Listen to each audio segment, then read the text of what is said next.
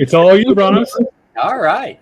Well, let's give this our first start. I'm gonna thanks Baron Cal for helping us with our new display method here, which is the StreamYard.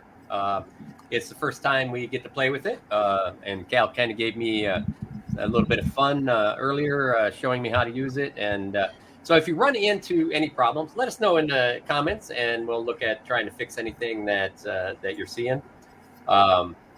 Tonight's episode is basically what you learned during COVID. And I think what we want to do is we want to cover not only what we learned is what's going to come at the end.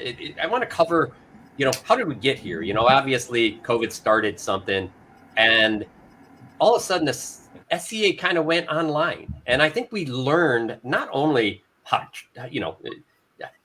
what did we learn training wise or anything else in the SCA, but we learned how to actually do the SCA even a little better, share better, communicate better. And I think that's something that I really, really didn't want to forget, because we got so many great shows and we had so much good content out there. And not only in shows like this that got put out, but documents that people put out, challenges people put out, and people got a chance to meet people they would have never had a chance in their life. So we're going to talk about some of those shows today. We have a number of people on that either ran shows, participated in shows, and got stuff out of shows. So I really wanted to share that and talk about that with everybody. And we'd love to hear what what everybody else got out of shows as well. And it really doesn't matter so much if it's training based. We'll focus that in on SCA training, but really, we are a page work around training and coaching, but it's our responsibility to also make people peers and be part of the SCA and be part of the culture. So, the big piece is that I wanted to make sure that everybody understands the show is not going to be just one layer of, hey, this is how you train, this is how you train. The show is really going to be about what it takes to get that much farther, even after training, or maybe you got the greatest training in the world. Hell, maybe you're a Duke and you're unbelted. Maybe you should listen to a show. And so I think that's what we kind of want to share today. We got some great guests, Baron Cal, Magnifica. Is that how you say that title? Yeah, awesome. Magnifica. Julia, Sir Bess, or Viscount Sir Bess, and Captain Sidberg, and of course myself. Unfortunately, Viscount Tristan couldn't make it, so we're picking up ball and we're going to run with it. So the comments are there for everybody to go ahead and jump in and ask questions. We'll try to answer them the best we can. And they're being good here. It said, introduce yourself. I'm Duke Brannos. So I forget. Sometimes I just don't want to say it, so then people leave me alone. But in this case, I don't want people to leave me alone. So I'm Duke Brannos out of Middle Kingdom. Lucky enough that I got to participate in creating shows, creating content, which was incredible. But I'm going to talk about what I learned later, because that, to me, that's been one of the biggest benefits I've gotten through COVID and really through my life. So I'm going to start with Cal. Can you tell us what show you ran? Sure. So yeah, I'm Baron Kalbardr from Meridies. I am the host on Kalbardr's Corner, one of the hosts on Kalbardr's Corner, and the founder of KK Productions. I just pulled up my list to see, and through COVID, I was involved in some way with 11 different channels and 21 different shows. So a lot of them have retired now, but we're still running, I think, 10 off and on active, 10 different shows. So the one that is my opinion, my most favorite, most popular is my Coffee with Cal series, where it's literally just Cal having coffee with somebody. We talk about different topics. We've talked a little fighting. We've talked a little A&S. We've talked a little service. My most fighting relevant was with one of your coaches, Duke Sean, and we talked about what makes a knight. Talk about everything except for the fighting that goes into being a knight.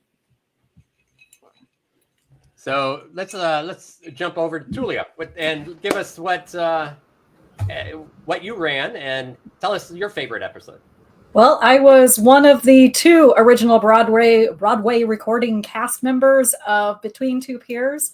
My other cohort, Duchess, Sir, almost Princess of the Mists by her own hand, Exactly. Helga. And coach of the Coach's Corner. Yes, also a regular on Coach's Corner. And she and I ran Between Two Peers for a year of COVID. That was between April 2020 to April of 2021 before we decided a weekly show was a lot of work. We talk about doing, shows coming back and doing little, on a special episode of Between Two Peers kind of stuff. I think that would be great. She's a little busy because, like I mentioned, she's about ready to become Princess of the Mists. And go her. But yeah, we basically, I had this idea to, once COVID hit, that, there had to be a way for me to remain engaged, and that it seems since everybody was sort of starting to participate online more, why not utilize, YouTube or Facebook and create a show. So pitched it to Helga. Helga loved the idea. We put our little weird brains together. We came up with a format that was, kind of 20 questions. I think we did 10 overall, but just random. A lot of them were random questions, just kind of like about the SCA, participation in the SCA. We tried to get a wide range of guests on, from, the highest ranking to the brand new member. And everybody kind of came in on an equal footing, and we joked about it becoming Between Two Peers, like the show Between Two Ferns.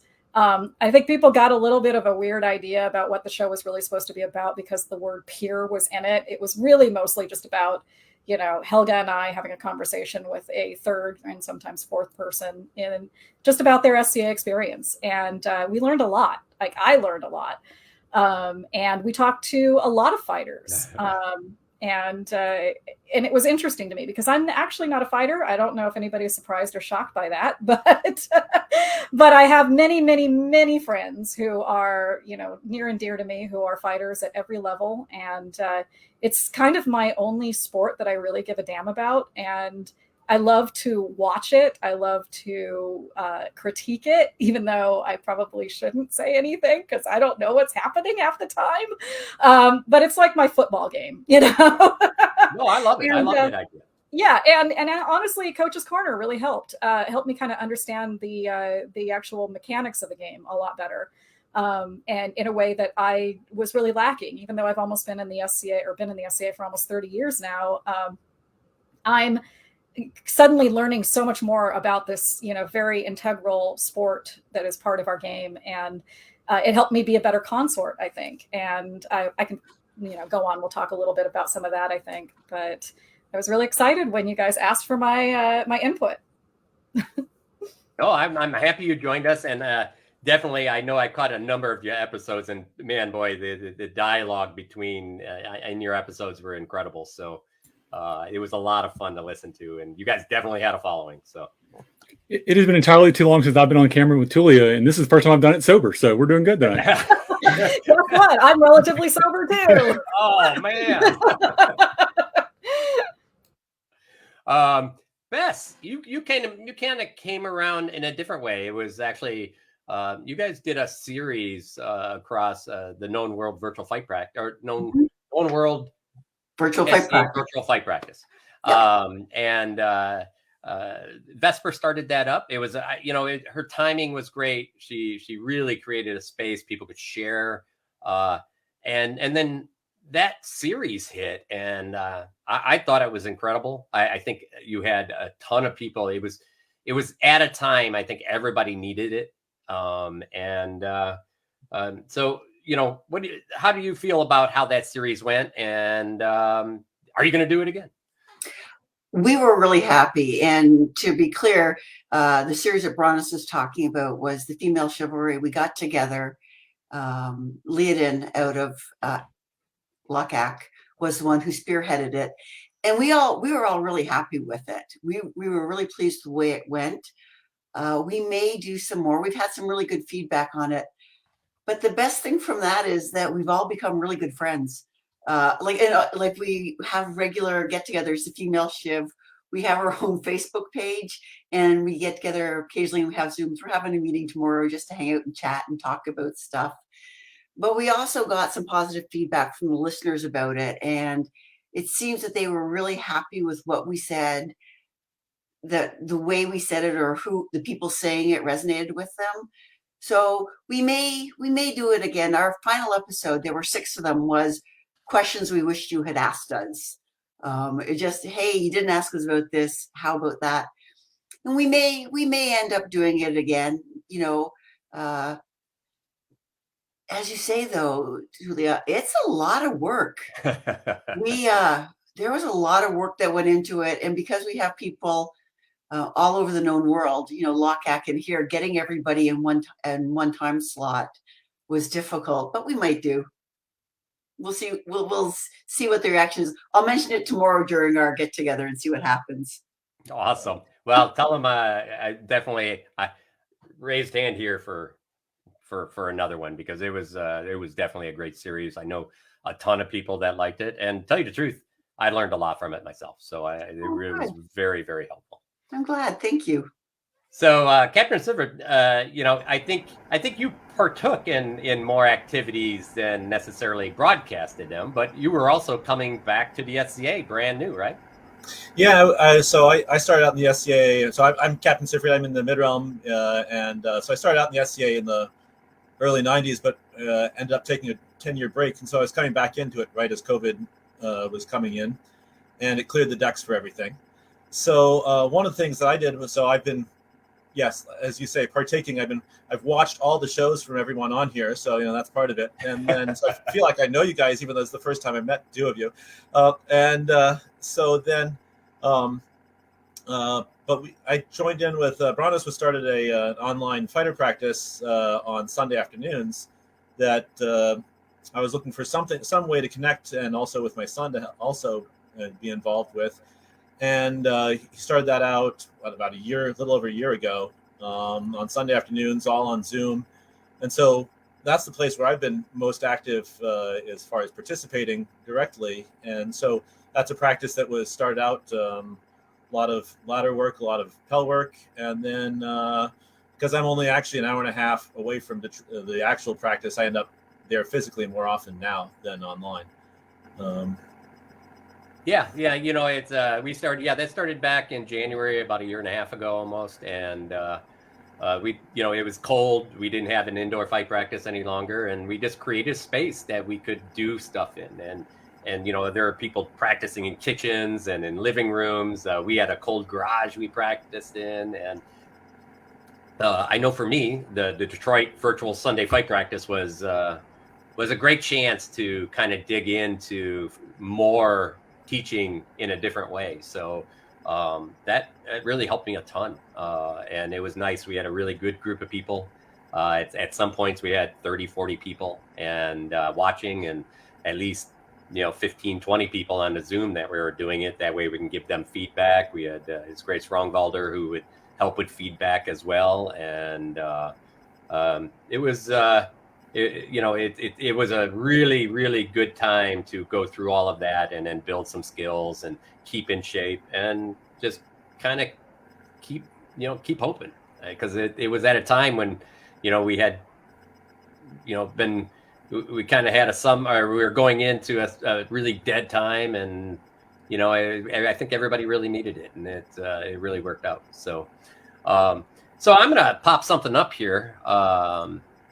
And it was interesting because, you know, there were so many things going on. I mean, we had the Known World Entertainment Guide. I mean, this just covered some of the stuff that was going on, because there are virtual rums and there are virtual events, and there was just, you know, one thing after another thing after another thing. It got so much that it was really interesting to see that somebody's like, you know what, I'm going to put it all in one place and try to help people understand when it was going on. And, you know, so, you know, you look in here and like I said, this is just part of it. But we had the everyday night was a big one. Pell time was a big one. And Great Fighters of YouTube. I participated in that and still do. It was, and then of course our Coach's Corner and there's just on and on. There were more and more things here, including a lot of Bardic and everything else. And I thought, the best part of that was it really gave it gave a lot of people something to do other than sit on the couch, watch something, and wait to be around their friends again, right? And which is super difficult. But not only give it something to do, I think, and I would say that everybody here, I mean, who didn't learn something that, really broaden your scope of learning in COVID than you think you would have ever seen? I mean, we got to interview people you would never have thought of doing, right? You got to build a show and try to entertain people that you would never have thought of doing. Bess, you got to present, the women of chivalry type of scenario and really create a bond with people that maybe would have never happened. I have to say, I think in some ways COVID was really good for the SCA. I know that's sort of counterintuitive, but I think we got to know each other better. I got to meet people and see people in different places, not just the female Shiv, but places like, all the courses and seminars that everybody's having, courses, the coaches' corners, the between two peers. I watched them all, and I feel like I got to know people, and I actually think that was actually kind of helpful. And I don't think any of this would have happened without COVID. People would have been siloed, Eldemir was Eldemir, the mid, the West was the West. And like the Sunday practice, we have people in there from Europe that I never would have known. Yeah, I actually think in some ways it was really good. Well, for me, I won't speak about for the whole SCA. And I mean, being off for 2 years up here in Canada, we were closed for pretty much 2.5 years. So that part sucked. But it didn't suck all the way. And I've got to say, it's not all terrible.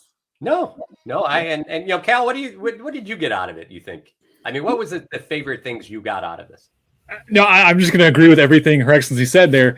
I think the COVID and let me be very clear here. This pandemic sucks for people that it sucks for. I mean, I know Tulia's, Thorfinn's still like sick and on his deathbed over there, and people died from this. Like, COVID sucks. Let me be very clear.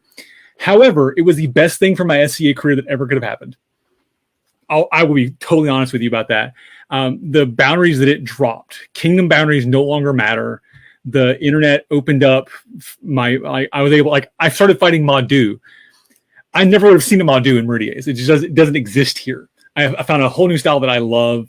And have been able to, I'm going to be traveling to West on Tier War. I know people there. Yay. So, the fact that that's just a thing that can now happen that I never would have even dreamed about because of COVID. And that's weird to say, but it's true. No, I totally. Tulia. Yeah, I was just going to say, number one, Kelly is not, or sorry, Thorfinn. Sorry, I got a drink by my own show. Thorfinn is doing very well.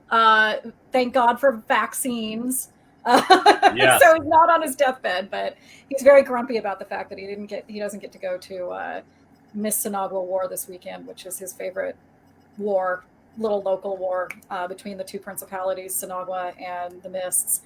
But to go back to what Bess was saying, it was interesting because even though I got exposed to and met so many various and varied people with all these different experiences from outside of my little weird microcosm in the West Kingdom. And believe me, the West Kingdom is a very weird microcosm. We are not like other kingdoms. And so all of your presumptions, if you're in the little West box, your little presumptions about the world outside, get blown out of the water the moment you meet anybody else from any other kingdom, and you realize, holy crap, they do it like completely differently. And then vice versa, when they come to the West and they realize, what the actual F are you doing here? They're like, this is the way we do the SCA. But one of the things that I got to experience, which was really kind of magical because of COVID, was I met people in the West Kingdom that I had always seen, but never really had a chance to talk to before. And it caused me to slow down and to engage with other people that were, my fellow kingdom members in ways that I had never done before. And I have to give a shout out right now to Baron Logan, Pathwarden, who I always had seen him around at events, but I had never actually talked to him until COVID happened. And he started his show, Ask the Knights. And suddenly he's my best friend. Like, he is one of my best friends now. It's like we've known each other 100 years. How on earth could we have ever made it this long without being buddies? But because COVID slowed us both down and allowed us the space to suddenly engage with one another when we're not in this breakneck speed of events during the weekend, when you're, here and there and everywhere, and court is happening and things, need to get done. It was kind of just this really nice blessing and disguise in a lot of ways. And so, yeah, I totally fully agree with Cal and Bess in a lot of ways that COVID was a blessing in disguise. And I got some really wonderful friendships out of it that I don't necessarily know if I would have had before. I think the connection thing is really important to what it's provided. I mean, so I almost every Friday night I watched this show, and then I would hop onto the Three Rivers Bardic, where I would get together with a bunch of friends who I haven't seen for a decade.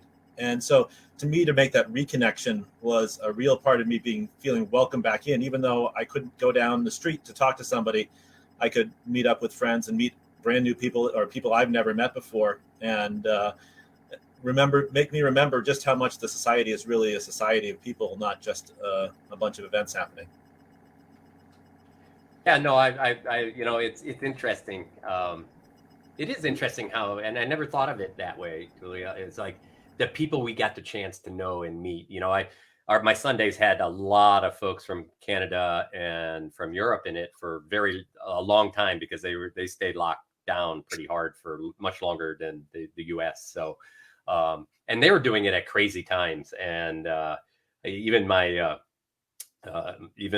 Grand Squire over there was on it all the time. And I've been watching him build and clean his barn and build list areas and get people engaged in Sweden and teach. He brought ladder drills there for them and all kinds of stuff. And, to think that something would spread that fast, and then I got to meet his friends and people that he was around that he dragged into the channel. And, I think it's really, really interesting how it kind of did open up the society. I'm actually really interested after we truly get back to events and things, people can, because we still have a lot of people that can't leave home or they live with their parents or they take care of somebody.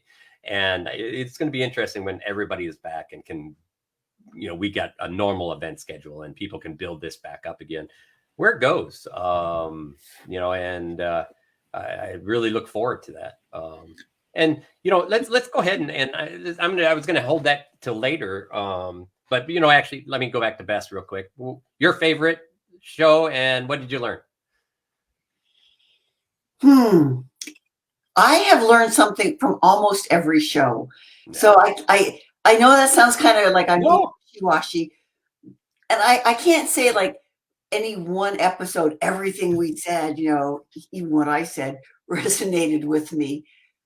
But there have been things, little things, that's been said in every show that I've managed to listen to. And I think about afterwards, I'm like, you know what?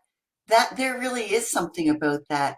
And I think that is having the different views, as Tulia was saying, from the various kingdoms has really helped at least expose me to ideas which I can think about and then I can discuss afterwards.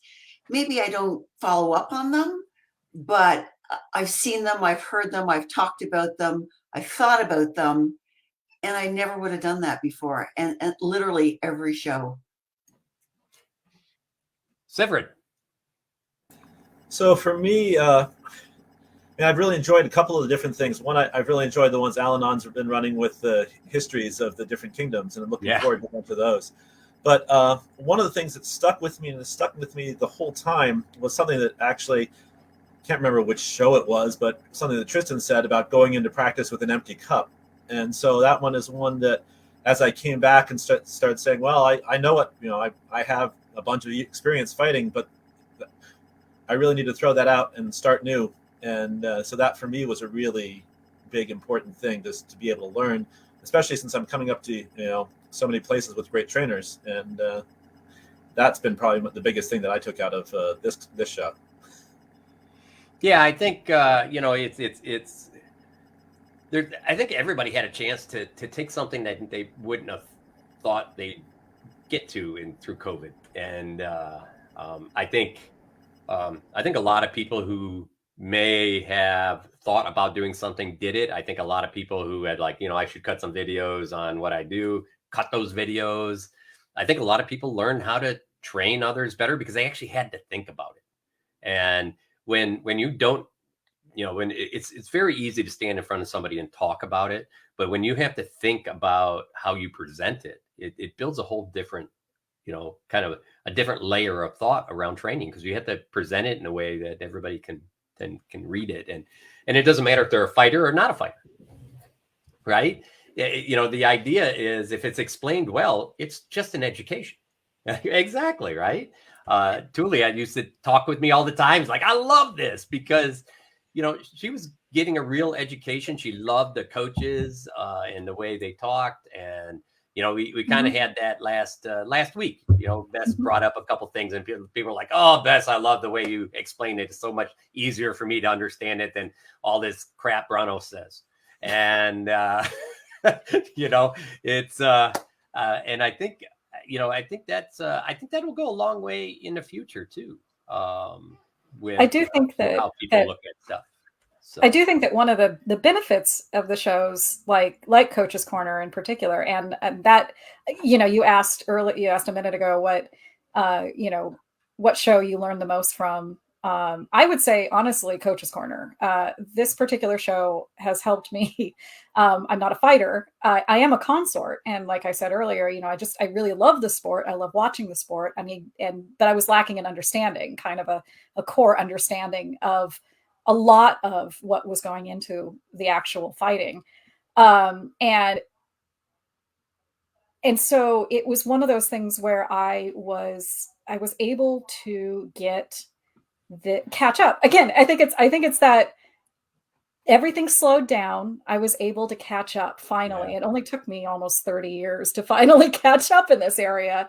But the other part of it was getting to hear from different people with different ideas about how things are done or how they can be approached. Everybody has a slightly different way of explaining something. And George, I know, I thought I saw your post. I'm like, what? You know what? I wanted to get somebody from Great Fighters of YouTube. Here's the man. There you go. But I was going to say, let me finish my thought before George just takes over the entire show, because I know you. Remember, we can mute him. Is that being able to hear it explained in different ways from different people was super helpful, because you get so used to hearing a certain way and a certain patter, a certain patois of having to explain how things are done, and it just becomes, at least for me in my little ADHD brain, it just becomes sort of background noise at this point. And but getting to hear somebody else explain it, and it was just that little bit of a different inflection or accent or whatever it was, it helped me suddenly understand so much more. So that was what I really liked about shows like Coach's Corner, like Great Fighters of YouTube, like Ask the Knights. Like I did watch all of these shows, and they all kind of brought this like different perspective that I was lacking, by virtue of bringing in so many different people from around the world with all of these different kind of perspectives on the same thing. And it was really cool. Yeah, I think that was, a really incredible part of it. So somebody pointed out in the comments that it's the most technical, comprehensive show experience for novice fighters, and then it's funny because we actually started, and this is just back to the Coach's Corner piece, and on that comment, we actually started the Coach's Corner to help coaching and teaching and help people understand how to do those things, but it really helped dive all the way into all the other pieces around fighting and those pieces. Don't mind me, I have to fit this. But meanwhile, while I help my wife costume up here, George, man, I threw you on because I was going to take on the Great Fighters YouTube talk. Yeah. But let us know so Great Fighters YouTube, what is it? We've been reviewing every video we can find on YouTube for the last couple of years. And I think we've done Uh-oh. Oh, you're too far from the speaker. Come a little closer. Come to us, George. Come No, a little bit closer. Hey, you this might is find a man. exactly how we'd like George, right here. just mute him. Done. Here you go. He can be All pretty. right. Still can't So hear you. George. he'll get it back and chime in when he gets it back. Yep. good. Keep talking. There we go. Oh, we lost him. Oh, entirely. he lost him. So anyway, so hopefully he comes back and we'll get him back. And we'll talk about Coach's Corner. I apologize. I got triple duty here. I'm going to throw a kind of a bone out there for Coach's Corner. Hopefully we can get him back. I've been actually participating in it for a long time. My squire, she came over, and let's see, we got him back here. George, talk for a second. Oh, no, he's done here. So she's like, hey, I don't know anyone on that show. Can you go on the show? And I'm like, oh, I don't want to go on another show. I just want to go to fight practice, or work out in the backyard, whatever. And then I went on the show the first time, and then after that, after every practice, because we had kind of a little small COVID team together from the very beginning, which included her. There you go. I think we got him back, but it included Sir Louis, and so Tuesday nights we would fight after we're done kind of fighting in the backyard and practicing and training. We'd come and watch Coach's Corner, or not Coach's Corner, Great Fighters of YouTube, and I got on. I'm like, hey, I know everybody. I get to see my friends from all over. This is great. I know. I think I've actually spent more time chatting with Brannos in the last 2 years as a result of Great Fighters of YouTube than in the 30 years I've known him. No kidding. Right? I know. So it was really, really cool. And in that period of time, we got to actually do a lot of things on Great Fighters of YouTube, including we reviewed every kingdom and the differences between those kingdoms. Yeah, we went out of our way to document it. I know that Saib, yep. Saib was copying down all the comments made by all the different fighters, like this is a custom here, this is how we do this in this kingdom, and we really had a good conversation going with people from that kingdom, explaining why they might ask someone to yield if they get legged, or why they don't move on the ground, or why they ask to give up an arm or something like that. So it really brought a lot of people together and really spread that kind of information out across the entire known world. Yeah. And, and to give, just like Tulia was talking about, and she really kind of brought it up, and a few other people brought this up. Cal brought it up as well. And that is, they made friends, right? Out of area, they made all kinds of new friends. Sivrid, you're an example of, you got to meet all of these people on Great Fighters of YouTube and other areas, and you went to Sean's, right? Yeah, I was at Sean's this last weekend. That was an amazing fighter practice. And So jealous. I swear there are more Dukes than anything else. So I mean, it was That's not necessarily a bad thing. But no, it was a great chance to go, and it's funny. Sean told me almost the same thing that you and Rangvalder told me. So I guess I need to work on stuff. And would you have ever thought of being able to do that before? No, that's not something I'd really thought of. I mean, I just even getting to the Schwitz locally or relatively locally here was, a pretty good opportunity. But then I never thought about flying out to someplace and just hopping, putting my armor in and just going out to practice. Was not something that was on my radar. And particularly, I didn't know the people, so I wouldn't go. And so all of a sudden, okay, now I know enough people who are going. So it was Louis and Scythe and Winfang and Bigfuss were all coming from the mid-realm. I'm like, okay, that sounds like a good group. I really hope that the people who maybe didn't know Knights so well or didn't know many Knights, because this is primarily a fighting show, got to know some of us better and to realize that we're just people. We're like you. You want to fight. We want to fight. We really do want you guys to improve. We really do want to help you guys wherever we can. And I really hope that has come across, that we are doing the Knights and Coach's Corner are doing the very best that we can to help you. It's not a secret club that we don't want people in. We really want you to stay. We want you to fight. We can't do this without you. And I know that I've really been picking that up from every coach or every guest that we've had on the show has said that.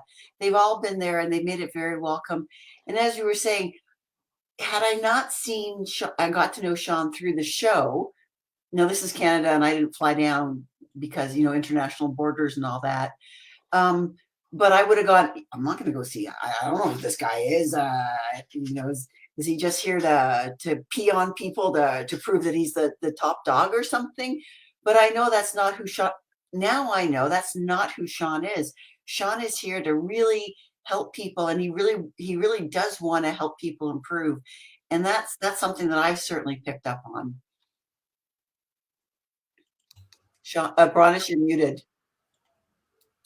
So I think what we're really getting out of this is, in the end, I think we became, we call ourselves a worldwide organization and all of that, and then we're broke up from there. But, before, as plane travel became easier, some people would go out and I think Great Fighters YouTube started out that way, as like some of the top guys, when we look, it's like, here's some of the top guys in the society, right? Well, it started out more because we were just frightened. I'll just say that we didn't know when we were going to see people again. We didn't know what we were going to do, and our weekly fighter practice energy was just getting pent up. So that was our after fight practice, you stand around, talk about the fighting, and turned around to be Great Fighters YouTube was a bunch of us all standing around talking about the fighting. Yeah, good point. Hey, Cal, and I'm going to run through this. What shows are you running right now? So currently, Coffee with Cal every other Sunday. Unpack Your Shit, which is when I started with Helga, and now doing with Oyong, which is basically a book review. We started with doing some deep dives into my psyche, which Helga loves digging my toe beans. Baroness Ramut from Artemisia is doing Road to Retention. So talking about the other side of that. And then Master Aslak, also from Artemisia, starting Rekindling the Magic. Talking with people who are inspirations in the SCA. So actually just posted that one today. Wow, that's great. Tulia, I'm going to ask, are you guys going to do something? We have, so Helga and I have had several conversations about, doing maybe a quarterly or a monthly show and bringing it back. But both of us are pretty clear on the fact that the weekly show that's hard. Burned us out badly. And it was a lot of it was because we put so much effort into it, and it wasn't I don't, not to say like other shows didn't put as much effort into it, but we were going ham all the time. Yes. and so it was this weekly effort that would start about Wednesday, and it would be Wednesday through up to almost when the show started on Friday evening of making sure everything was planned out and ready to run. And we had a great tech crew they were just solid, and Baby Ninja and Carius were literally, like I don't have the ability to give awards, but I would if I were queen of the universe. They would get like, I don't know, whatever that version of the Pelican would be, because they kicked so much ass just being there for us and getting our show, our dumb little idea on the air, so we didn't have to dick around with it and look like idiots. Well, your co-host is soon to be a princess somewhere. Just saying, you might have an option. And that's the problem. The problem / the opportunity is that she went and won, Miss Coronet a couple of weeks ago. And I can't just stress highly or hard enough, she did it by her own hand. Like, yeah. I'm so psyched for the fact that, one of my best friends kicked all the ass in a tournament, and it was a hard tournament. I was there, I watched it. It was not easy. And she was kind of just on fire the whole way. She was like, this is my tournament, I'm gonna fucking own it. Excuse my F word.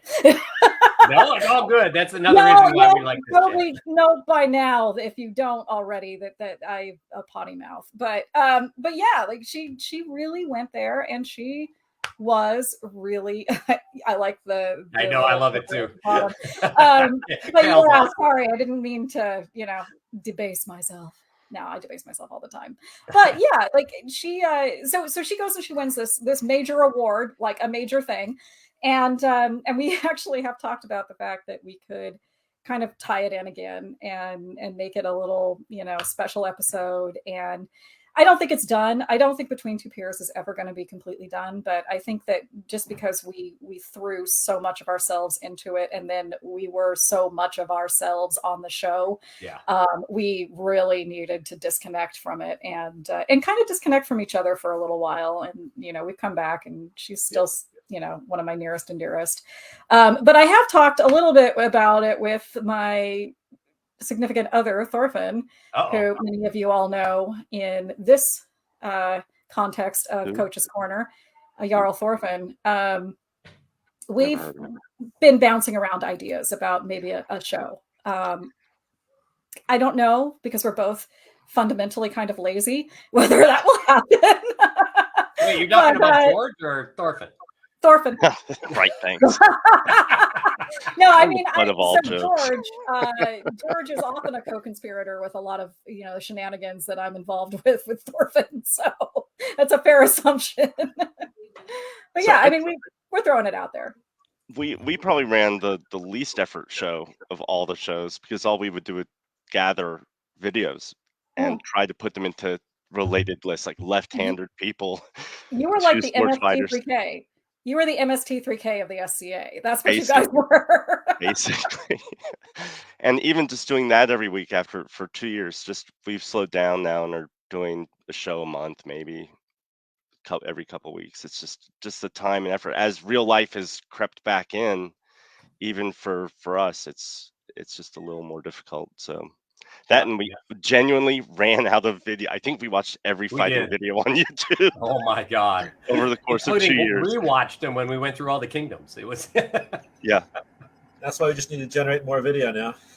Well, that's the good part, is that's actually what Great Fighters YouTube has done, is we review Crown videos and Cornet videos and any new stuff that we can find. And what's good about, I think, happened with all of this is people want to take more videos now. They go places. I mean, we see Sir Louis posting up fight practices, just streaming them to Facebook now. And it's a great place to go and look and help people. I spend a lot of time just on those, helping a number of people all the time.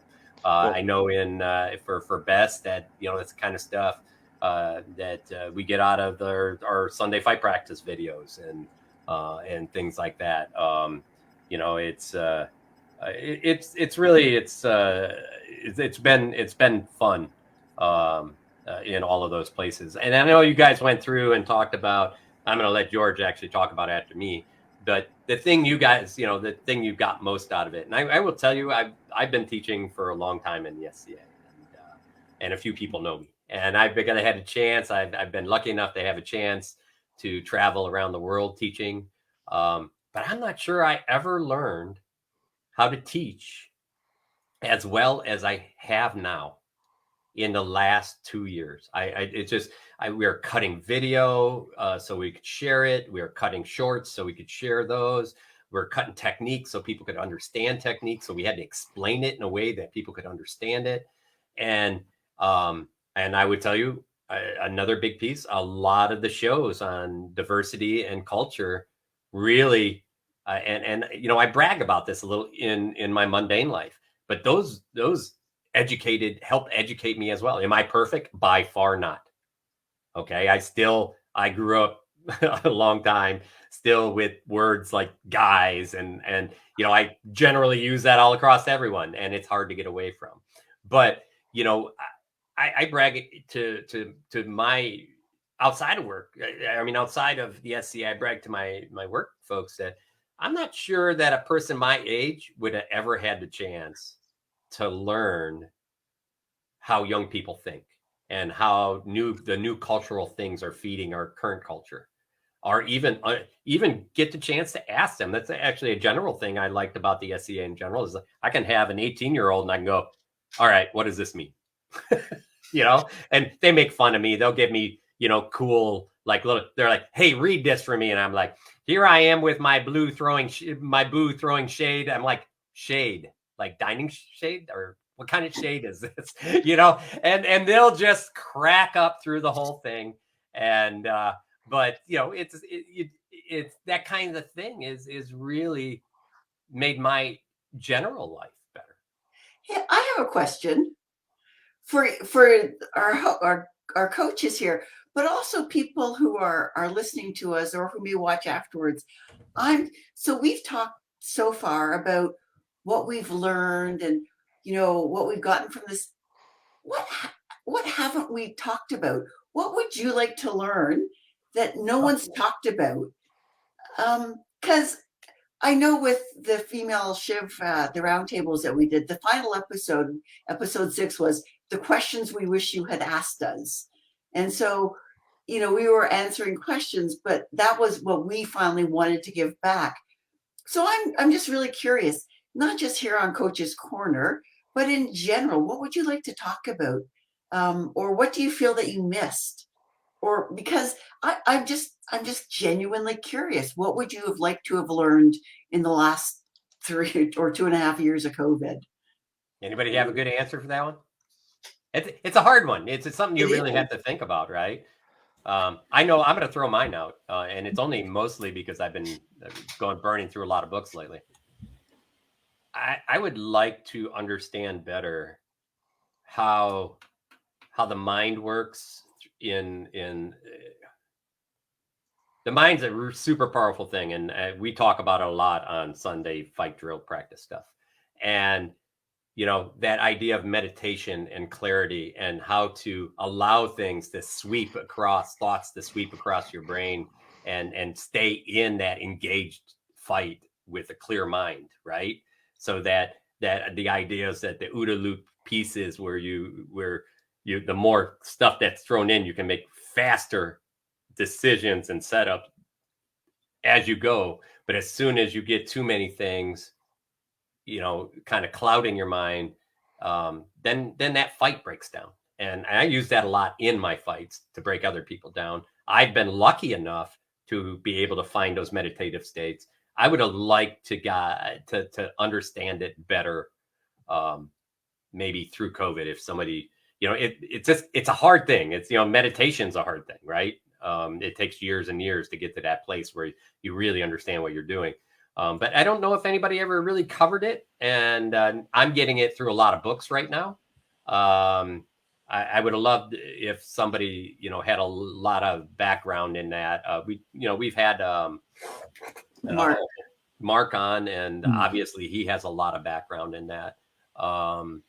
So what I'm hearing, Your Grace, is we all need to put our armor on and find a yogi and do an armored yoga show. Yeah, perfect. That's what I'm hearing here. We should. I'm just saying.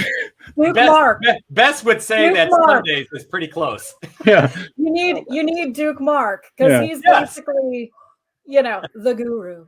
Well, that was official, so yeah. So George, what would you like to? To answer.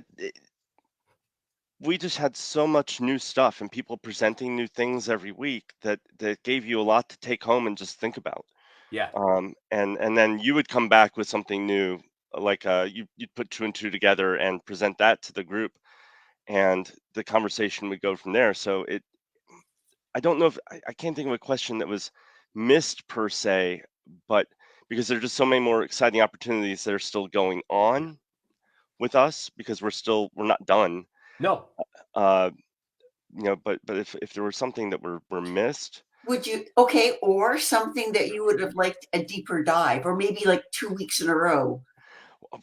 we did that quite a few times. But when you get someone new on who you don't know, and you get to go in depth with them into their psychology about their fight, and you're watching the video and you're getting them to explain it. Every time there's a great fighter in the SCA and we actually had them on the show and we're able to question them, that was the really cool stuff. And so to answer that, yes, I would have loved for Stefan von Dresden to have been on the show Oh, and us yeah, to just yeah. have him talk us through the way he fights, what his mentality is, and everything like that. I've never gotten him to break it down that way. So that's my question that's missed. Perfect. Sivrid, did you have something? Well, I'll go with two things. One, with the Great Fights YouTube, I just wish I'd gotten on more times. It's just the time sucked for me. Because every time I was on there, just sitting like a fly on the wall, listening to all the discussion and the explanation that everyone had was just amazing. And so that for me was a lot of fun hopping on that. And then for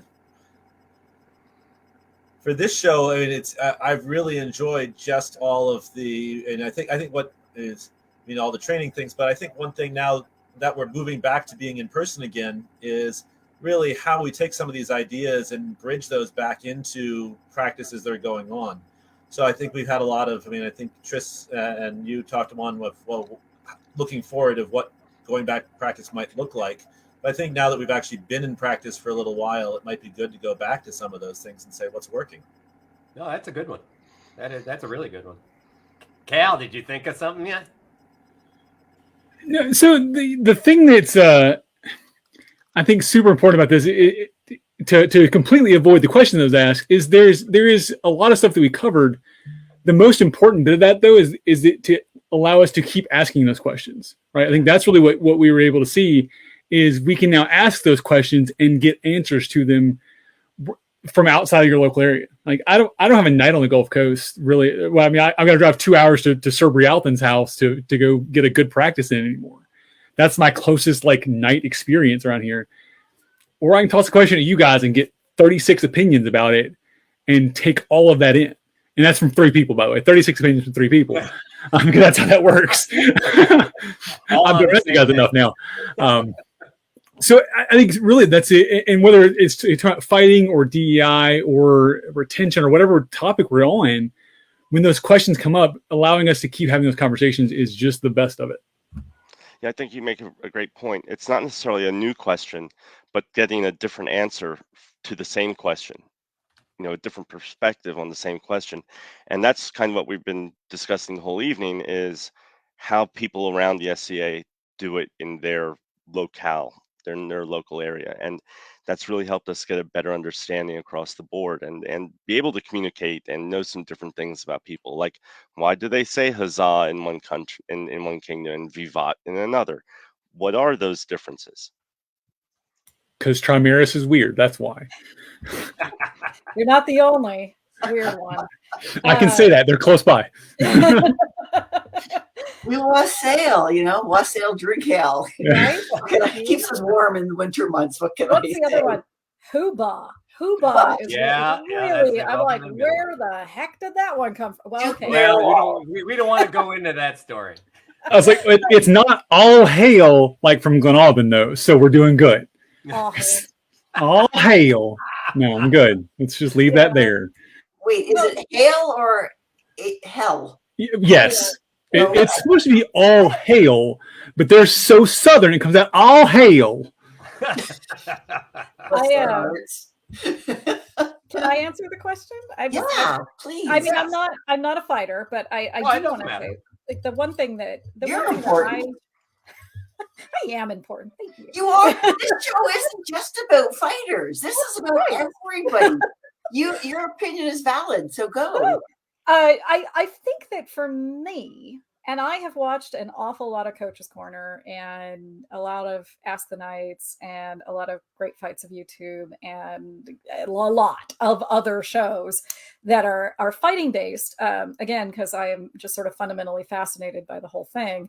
A thing that I have no technical ability to do, but I just really am fascinated by it.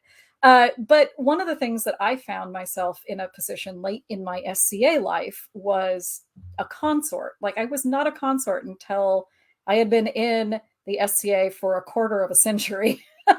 No one had ever fought for me before. And so I was suddenly thrown not just into a consort role, but the consort of a super duke. And I struggled with that transition between just, not really caring who won because it doesn't affect the way I do the SCA. And I'm already a Laurel. I'm going to get all of the things that I need to get in my life. I've already got the little stamp of approval. It's good. I'm done. I went from that to suddenly everybody's up in my business and really cares about it. And I didn't really know how to deal with it. And I've not met a lot of people that understand or have had that experience. A lot of the consorts that I've spoken with have, had been consorting since the early days of their SCA career, or they've come up with their fighter as kind of a unit from, just entering into very low-key tournaments as a new fighter all the way up through, crown tournaments and everything, and how that affects stuff. Something I would love to see more of, and Coach's Corner has done this, definitely, is talk to the consorts, though, and to find a broader range of consort experiences, not the, well, yeah, I'm a duchess and it's cool and that's valid and that's great. But to talk to maybe the consort that has been consorting for 25 years, whose fighter goes to semifinals every single time but never wins. Like, I want to hear that. I want to talk to that person about their experience and what they've dealt with, and to kind of get a perspective from that, because that to me feels like kind of the more real in a lot of ways. The vast majority of consorts out there don't win, like, and won't, never will. And so where do their points of view and what have they learned and all of those things? I want to learn that. And I want to hear that. And so I think for me, and that's something that maybe it'll be a show I develop. I don't know, because be the thing you want to see, right? That's how Star Wars got made.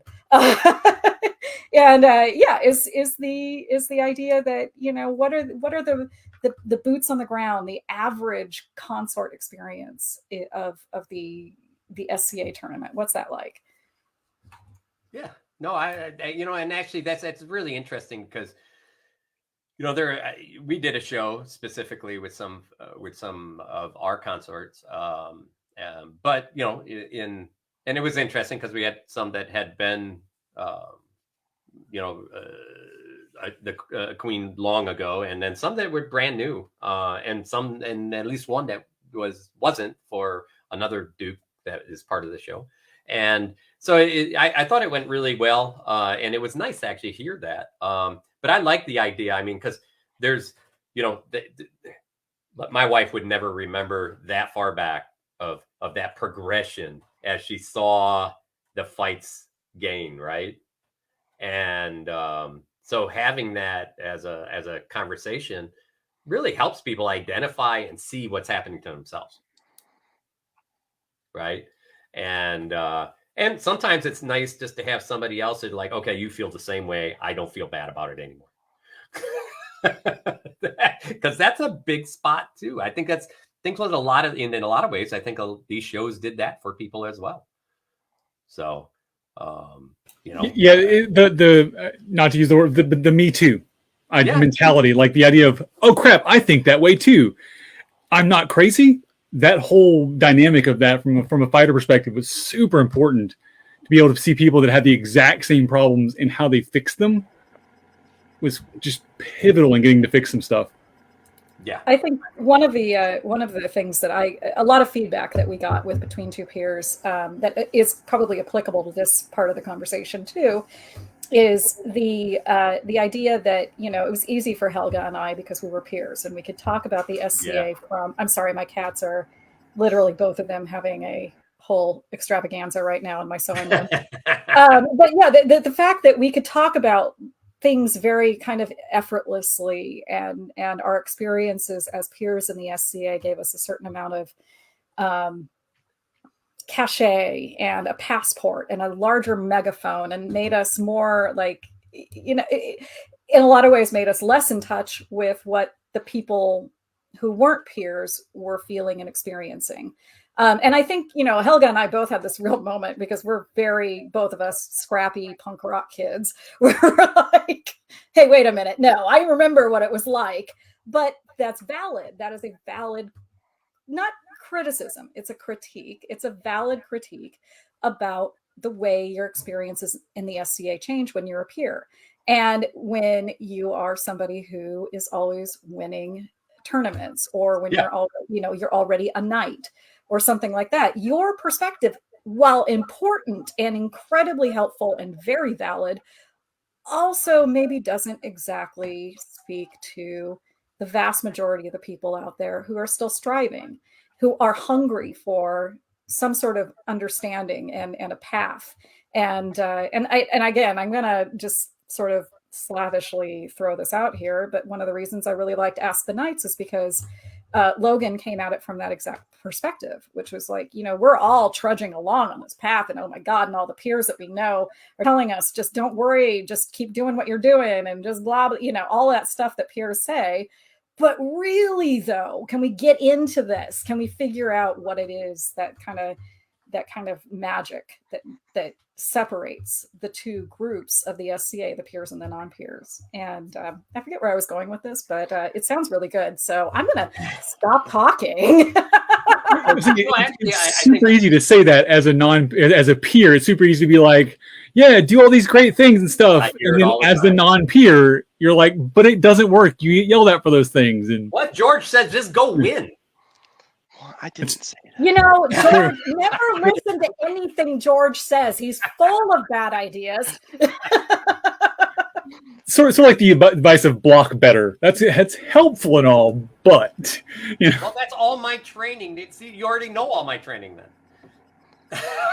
How do you think I got to where I am?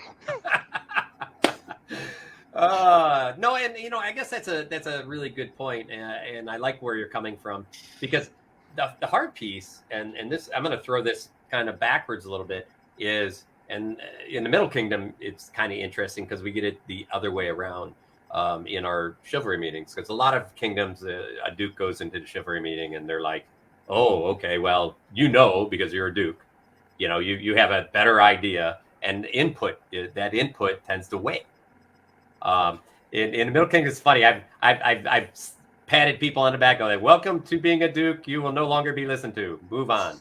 And in our Knights meetings, it's kind of funny because we sometimes get into that place where you do hit a level, and it's easier to disassociate you. You're a monster, so you don't count. Oh my God, that's what it's like. So you don't like this person, so your vote doesn't count. You like this person, so your vote doesn't count. So the only person whose vote counts is the peer who doesn't know the candidate. What the heck, man? Yeah, and I think, and George, you probably get the same thing in other places, right? I mean, you go in and say, "Oh man, this guy, I didn't have a problem fighting him. You know, I think he has some places to go." And the first thing they're like, "Whatever, you're a duke. You're expected to beat him up." Yeah, you have to totally throttle down your expectation and say you look for the positive points in everyone you're discussing, and you mention those, because you do. After a lot of the people, they might not be ever, but that's not the point. That's not why we're discussing them. We're discussing them so that we can, as a group, find a way to help them elevate themselves and to become better across the board. So you have to look at it positively. And I think, you know, Tulia was saying something that was related to that, and it's your perspective over time and experience in the SCA. That's my graph, my X and Y axis, changes significantly. and like when you're just with your local group and the 5 friends you joined with, and then you meet your first person who's a peer, and you meet your first person who's a so and so and from another kingdom, and suddenly your view on the SCA is completely different than what it might have been even weeks before, when you suddenly are exposed to the way other people play, or you go to a big event like Pennsic for the first time, and you see someone who has a real camp with real pavilions and a real setup as opposed to your little pop-up dome, and your vision for what the you can be done in the SCA is completely elevated, and it gives you new ideas to shoot for and new things to do. And that's what's been really great about bringing everybody together from all over the country, is you get to show some of these things off or discuss some of these things, and that can inspire others in somewhere else that you never would have met or maybe never would have been exposed to. Yeah, and I think on that note, it goes the other way around too, and I find it. I got my ultra persona at Pennsic, Peanut, and Peanut where walks around Pennsic and enjoys some drinks and hits some parties from time to time, and but it's there's that place where you sometimes are around so long that you forget the magic that exists, and you get to relive that through the younger, the new members and the people that are a couple years in. And I live on that sometimes. Sometimes I call those peers like, vampire peers. It's like, here, look at this cool thing, and that brand new person's like, oh, and then the vampire peers behind them go sucking in the aura, and but it's that idea that we're able to view through their eyes what we saw so long ago. Well, it's like the year that you weren't with us, but you saw us. Yeah. The year that we went dressed as the Highland Ninjas down all the parties at Pennsic. And it was a ridiculous concept, but if you realize who the 5, I think there were 5 of us, those 5 people were, and we got to just go out and have fun and cut loose a little bit. We didn't do anything stupid, but we didn't have to walk into every event with an entourage and the party stopped for 5 minutes. We just got to go in and have a beer and meet some people and talk. And so there's a flip side to it too. I think sometimes we all have to look and say, we all have benefits of where we are at. Sivert, I mean, I'm going to throw this one at you a little bit. You are now around a group. Sivert travels an hour and a half sometimes to get to our fight practices and such all the time. But he's in a group that has a lot of peers in it. Yep. He's been around a lot of peers in his past. But and you get to see a little bit of this through your son, right? Yeah, because he's coming up and he's 19. He's just started fighting like a year ago, and so he's getting to see all this stuff for the first time, and it's been really pretty cool as he comes out. And on the other hand, he's getting good way too fast. That's there's the key, training. Right? But one of the things that's been amazing to me is the difference between. So I remember I started at the same age as him, and just watching the progression.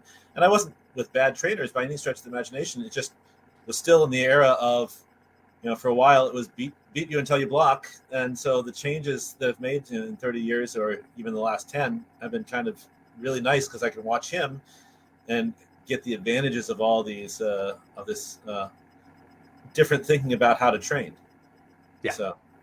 Yeah, and actually, I'm just going to jump into that a little bit. COVID was a chance for him to train different in the SCA in a way that actually he wanted to train, right? Yeah, so he came. I mean, he did. And one of the reasons we stepped away from the SCA was he was doing travel soccer, and then he was doing actually modern fencing. So he's used to doing drills. He's used to doing all kinds of stuff. He told me the first time he actually played a soccer game was their first game because they never actually scrimmaged. They just did drills the entire time up until their first game. And so when we hopped onto the your Sunday afternoon practice, and all it was drills. He was 2 hours of drills working on stuff. He was perfectly happy to do that. And I don't know, I probably would have left after the second one if that was me at the beginning. But so he was able to get the benefit of that. And then now that we're back into interactive, and also you were able to give him enough pointers through the interact. The one nice thing about the Zoom call for the practice, instead of just watching videos and then trying to do it, you were able to give, and Ron Giellr both gave feedback directly to him and to me saying, fix this. And so he wasn't practicing the wrong thing for a year and a half. Yeah. That is actually one of the good things, is that this being virtual, wherever you get your virtue from. Sorry. Wherever you get your virtual from, it gives you a chance to try something new. It gave me a chance over COVID to try footwork. What is this footwork stuff of which you speak? But as it turns out, it's actually kind of useful. I was very skeptical when we first started doing it. I'm like, this is not at all like I've been taught. This isn't what I've learned through, X number of, God help me, decades in the SCA. And we don't do this up here in Eldemir. I never would have been exposed to it except for the virtual world. And it gives me, I don't know if courage is the right word, but it makes me very willing now to maybe attend different virtual practices, to explore things that I wouldn't have explored before, mystical woo-woo stuff. I would have, and I still do call it mystical woo-woo stuff. Sorry, Brannos, it's always going to be the mystical woo-woo stuff for me. But I'm willing now to consider, whereas at one point in time I would have gone, that's mystical woo-woo, I'm not even going to think about it. Now I'm like, mystical woo-woo, but I'm willing to try it. What's that? So I guess the virtual has given me a place, in spite of my skepticism, to try things, to see that some of the things I was skeptical of do work, and means that hopefully my mind is a little more open now. I'm a little more receptive to things where I may not have been so receptive before. So I think to a lot of people, they've probably experienced this, whether it could be Bardic. Like maybe someone's gone to a Bardic and they've said, I've never heard this type of Bardic thing before. Or, there's been the SCA, the challenges where you've got to make something or do something. And maybe I never would have done one of those things, even for goofing around for one of these treasure hunts or scavenger hunts.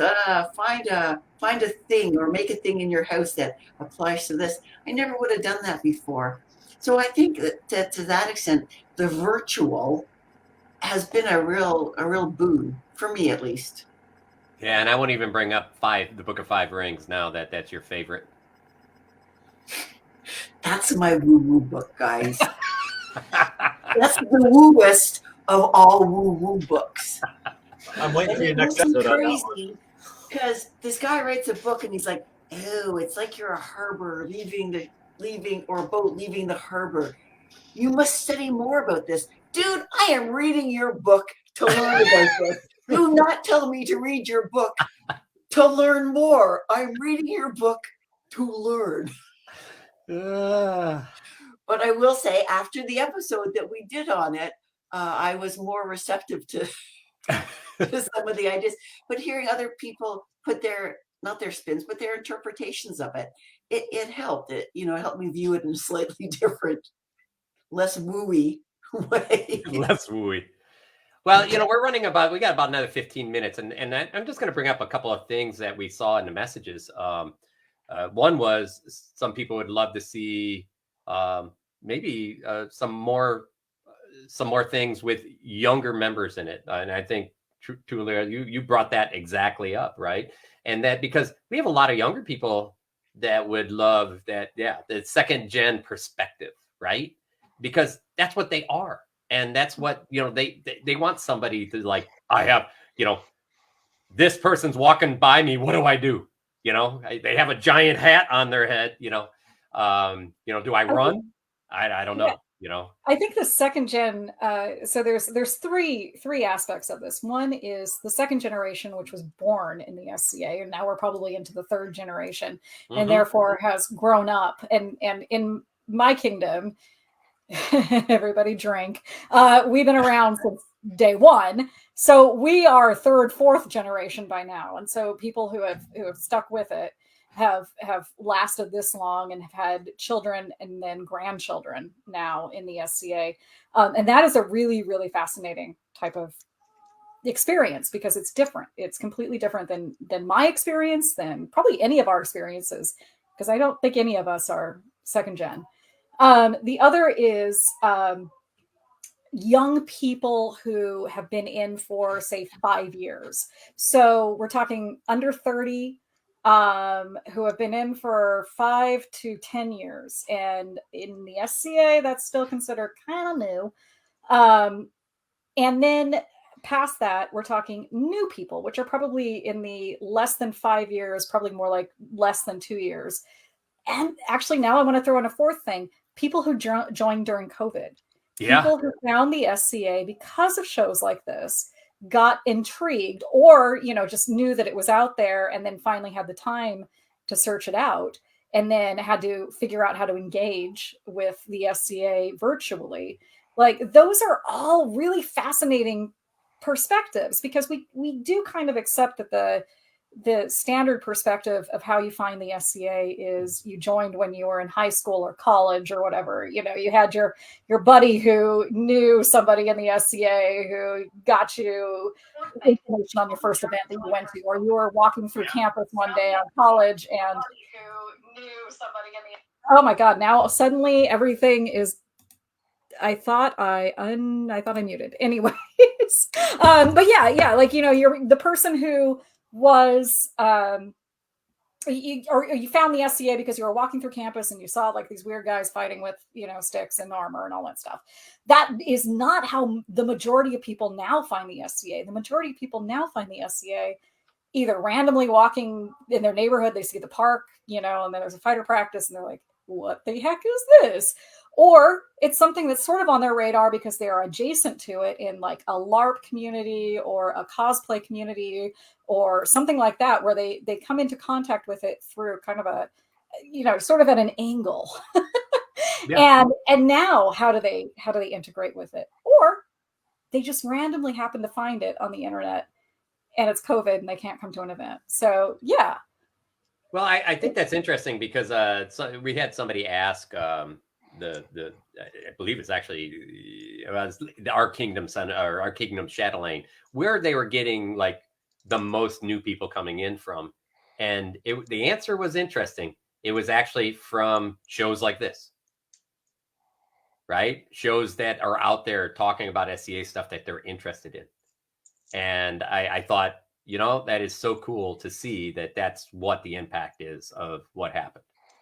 And I think the good part is they're going to be out there forever, and that you know, hopefully that'll be our new, you know, medium of being able to get people in and help people understand the SCA even better and faster.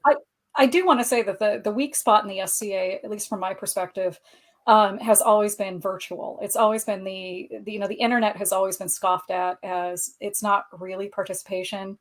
I know when I was coming up as a Laurel, or before I got Laurel, sorry, when I was coming up as an apprentice and I was on the Laurel path, I was putting all of my research online, and I had a really huge online presence. Like, I was kind of an important person online for my particular area of thing. And the SCA looked at that and said, oh, that's whatever, you know, come and tell me when you've been to a bunch of events and you've taught and you've done all these things for the SCA. So I have directly experienced this sort of like shunning of the internet as a valid form of participation and communication. And I'm hoping, because COVID forced us to, that this is going to become a more valid way of engaging with the SCA.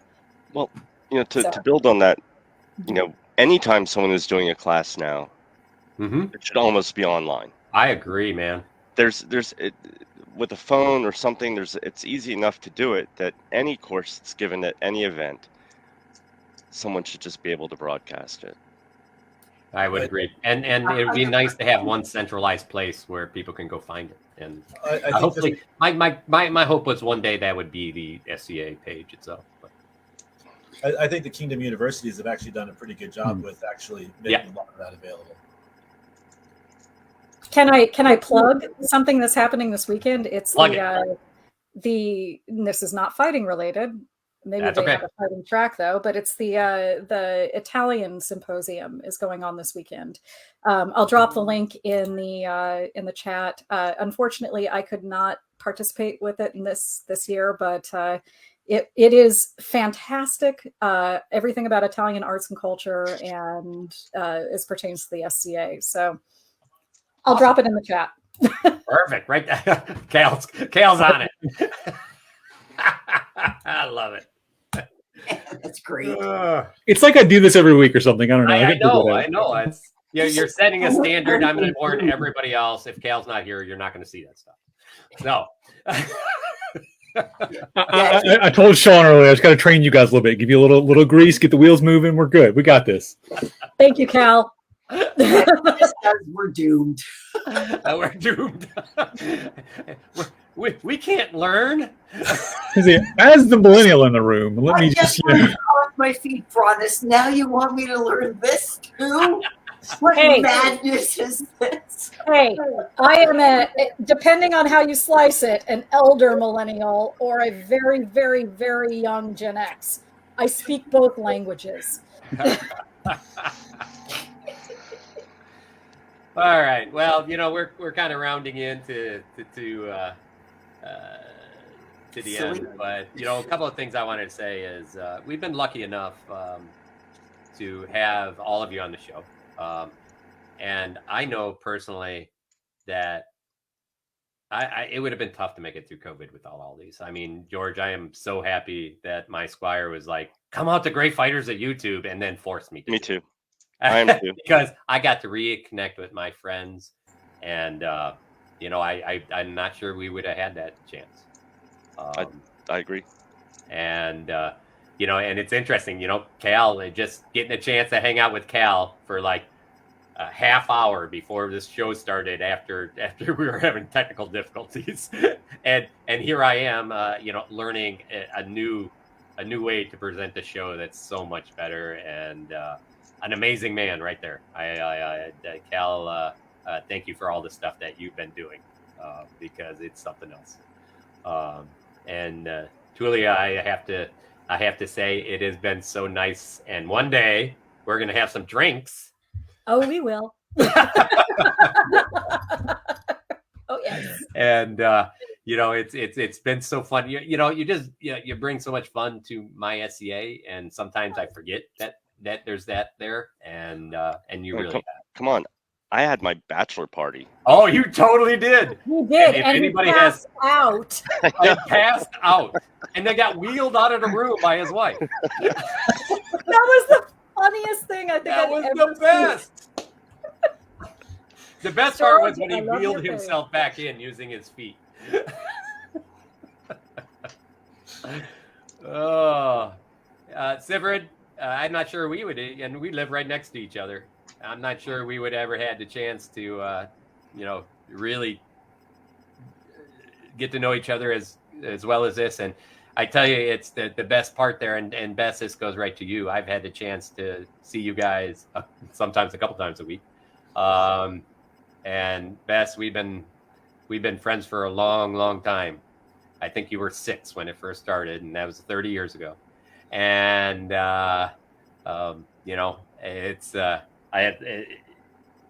it's been an incredible time knowing you from when you won Coronet back a few days ago, and here we are now. This has definitely made my life better in a time that's been super, super hard for me, and I thank everybody here. I'm going to shout out one more thing because somebody dropped this, and I think we all learned a lot, and we trained and learned things, and now as we come back in, I think there's some expectation sometimes that it's going to be, I learned so much more, I'm going to be better, I'm going to I got all this more experience, I know all these new people and all this other stuff, and then you come in and it doesn't feel that way. I will tell everybody here that you did learn all those things. You did get a chance to meet all those people. And the times will come when all of those things will fall in place. But you have to give it time. So keep that in mind. All right. On that note, yeah, I throw this one out to Cal since he's there. I'd be like, hey, what's next week on Coach's Corner? But he's like, hey, wait, this ain't my show. I'm gonna say I could happily plug things. I got stuff we can do. I'll start pushing buttons. What's the next thing you're doing, Cal? So coming up next on Kalbardr's Corner, let me switch topics for a second here. Here, let me throw my background up. There we go. So this Sunday, I'll be joined for Coffee with Cal by Baroness Jaquette, talking about playing the part. Talking about the sort of the role-playing side of the SCA, being the Baron, being the Duke, being the Count. So it'll be 11 o'clock Central Standard Time on Kalbardr's Corner. That is a great show, man. I love it. Yeah.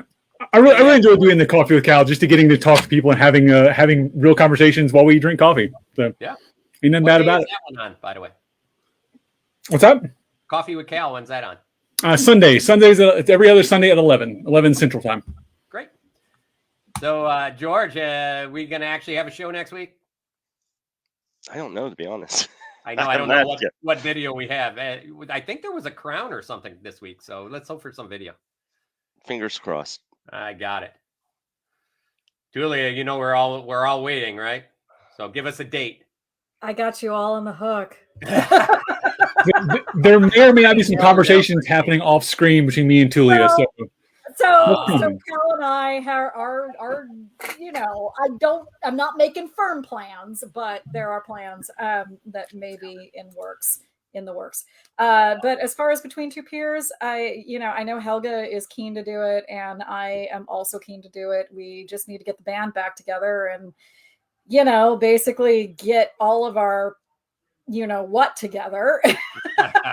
So I can't give a definitive date, but I'm giving Helga a little bit of space right now because she's got craziness going on with. Yep. She's going to step up soon at the end of this. Well, actually in like a week, I think next week or something, she's stepping up.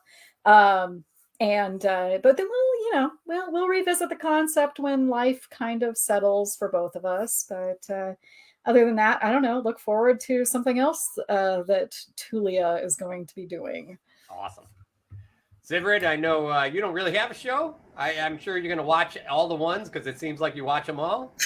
But, I'm going to say thanks for coming back again for our show. I think you're one of those demographics that people are like, hey, I left for a while. I'm coming back. And then you have that next demographic of I'm bringing my son with me. And and I've been lucky enough to be in a place to watch you grow and your son grow. And, that is the one thing that brings the most joy in my life. So keep up that hard work, buddy. Thanks. So, Bess, what do we have next week? Oh, wait, you're muted. What's going on? I clicked a button. It's very rare that we can't hear you. Heroes and Traditions in Aiden Part 1. Yeah, that should be a good one. Yeah, those are always fun to pay attention to. Those are fun, actually. I wasn't sure about them at first, but Al-Anon and, has turned those into pulling the right people in and doing stuff. Yeah, they're great. It's been great. And now we added a new coach, Brennan from the East. So he's been doing those shows with them, and we look forward to having more out of there. And so everybody knows, too, we added another coach. And I apologize. I do not have her name in front of me. I'd see Bess is working hard on finding it. But she is actually local to Sean, and she's a mod in fencing. And we actually had her on a show before. And I'm looking forward to some episodes with her and having a kind of a different look at some other kind of fighting and performance related sports within our group. So I'd like to say thank you again to everybody, and thank you to really all our audience. I watch the comments fly, and I love the dialogue in between people. I think you guys sometimes have a better show than we do, and we're just taking up your time. But it's the cool part is, everybody gets a chance to talk, listen, and talk about the same subjects as we go through. Today was great. Thank everybody for participating. I've been actually waiting to do this one. George, special Yeah. thanks to you for coming on. No problem. Last second. So, all right. Thanks, folks. And hope to see you soon. Everybody. Stay safe this weekend.